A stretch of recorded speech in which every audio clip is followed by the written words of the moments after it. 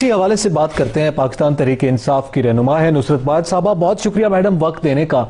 आज जो वज़ीर आज़म ने बयान दिया मुल्क की दाखिली सूरत हाल के हवाले से, आज ये लग रहा है कि वज़ीर आज़म ये महसूस कर रहे हैं कि अपोजिशन के हवाले से, बिलखुसूस जो कुछ अपोजिशन का हुआ, शायद उसके बाद वो कुछ रिलैक्स महसूस कर रहे हैं, क्योंकि वो ये बयान भी दे चुके हैं कि अब उनके लिए कोई खतरा नहीं है। और उसके बाद फिर पीडीएम की सूरत हाल हमने देखी है।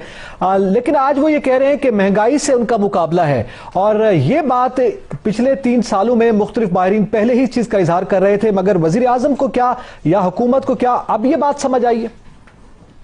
बिस्मिल्लाहिर्रहमानिर्रहीम। बहुत शुक्रिया आपने प्रोग्राम में इनवाइट करने का मुझे। लेकिन ये तो बहुत स्ट्रेंज क्वेश्चन किया आपने कि आप समझ आइए। वो तो हमेशा से ये कह रहे हैं, जब से महंगाई बढ़ी तब से मुसलसल ये बात कर रहे हैं कि मुझे एहसास है गरीबों का, मुझे एहसास है महंगाई का, और मैं इसके लिए इसको कंपनसेट करने की मुख्तलिफ तरीकों से कोशिश की गई। आपने देखा कोरोना में किस तरह लोगों को पैसे दिए गए, शेल्टर होम्स बनाए गए, खाना सप्लाई किया गया।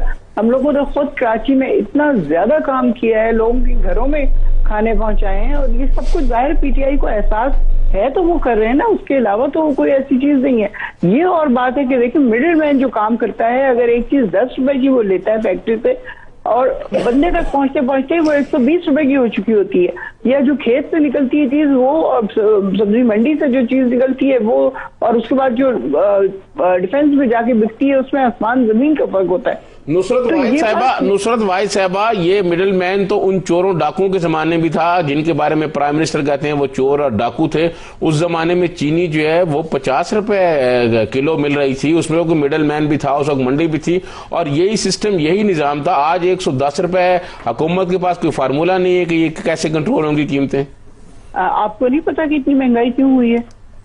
आप बता दें। बहुत स्ट्रेंज क्वेश्चन आप लोग करते हैं। मुझे हैरानी होती है इस बात के ऊपर कि आपको पता है कि रुपए को आर्टिफिशियली छाप छाप के डॉलर को नीचे रखा गया। जब उसको छोड़ा गया है तो ऑटोमेटिकली डॉलर ऊपर जाएगा, रुपए की कीमत नीचे आएगी, चीजें महंगी होंगी। फिर IMF के पास जब आप जाते हैं तो उनकी शराइत होती है कि फला टैक्स और फला टैक्स और फला टैक्स लगाएं। तो ये सारी चीजें जो की हुई है वो एक्चुअली तो इन्हीं लोगों की हुई है, जो आज हम भुगत रहे हैं, हमारी आवाम भुगत रही है।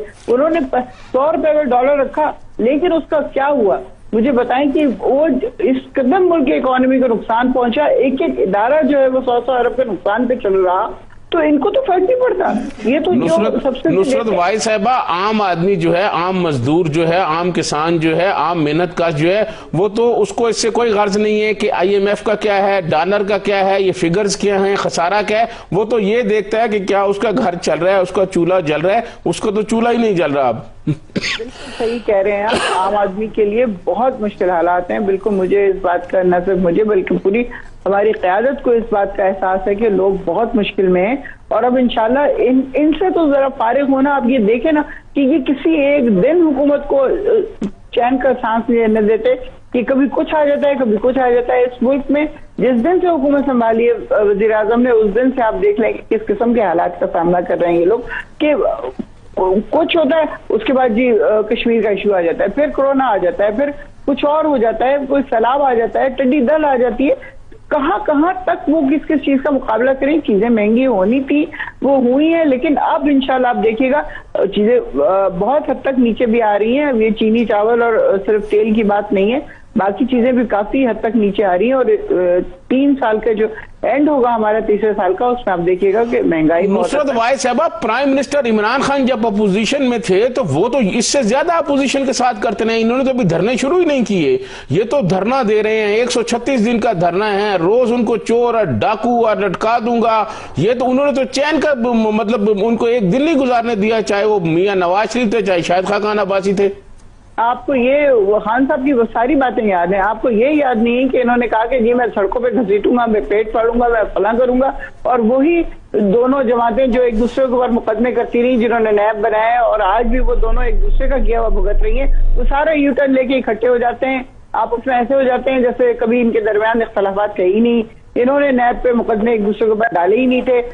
एक प्राइम मिनिस्टर ने वो 126 दिन का धरना जो दिया किस कदर पीसफुल था, उसमें आप मतलब उसके ताने देते रहेंगे हर वक्त कि वो ये कह रहे थे, वो ये कह रहे थे, वो सब कुछ कह रहे थे और उसमें कोई उसमें गलत बात नहीं कह रहे थे। वो जहां तक इसकी बात है कि वो मुल्क में लेके आएंगे स्टेबिलिटी, मुल्क में लेके आएंगे महंगाई को नीचे, वो इंशाल्लाह होगी, आप देखिएगा इस बात को। अच्छा नुसरत वादे साहब, एक चूंकि हमसे पब्लिक बड़े स्ट्रेंज से सवाल करती है और वो स्ट्रेंज सवाल हम आपसे भी करते हैं, और वो ये है कि जैसे अभी आपने डॉलर का हवाला दिया, इसाक डार साहब ने क्या किया इस मईशत के साथ, ये सामने था अपोजिशन के जमाने में, जब आप अपोजिशन में थे तो उस जमाने में भी ये सामने था। तो यकीनी तौर पर जब वजीर आजम ने यह वादा किया था 100 दिनों का, या चले उससे ज्यादा हम 3 साल का टाइम दे देते हैं, तो यकीनी तौर पर यह उम्मीद थी और ये यकीन था कि कोई पॉलिसी होगी जो इन सब की सूरत हाल को बेहतर कर देगी। अभी तक वो नजर नहीं आई, तो क्या अब कहीं लैक ऑफ पॉलिसी था?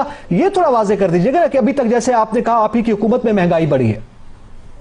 देखिए, पॉलिसी है और उस पर काम हो रहा है, ऐसा नहीं है काम नहीं हो रहा, पॉलिसी पे काम हो रहा है। तो आज हम यहाँ तक पहुंचे हैं कि मुल्क में महंगाई को एक हद तक काबू पा लिया गया है। अब जो चीजें रह गई हैं, डॉलर आप देख लें रोज के हिसाब से माशाल्लाह नीचे आ रहा है और इस तरह रुपए की कीमत स्ट्रांग होती जाएगी। 1 रुपया आज स्ट्रांग हुई है, तो इसका मतलब ये है कि जब रुपया स्ट्रांग होगा तो महंगाई ऑटोमेटिकली खत्म हो जाएगी।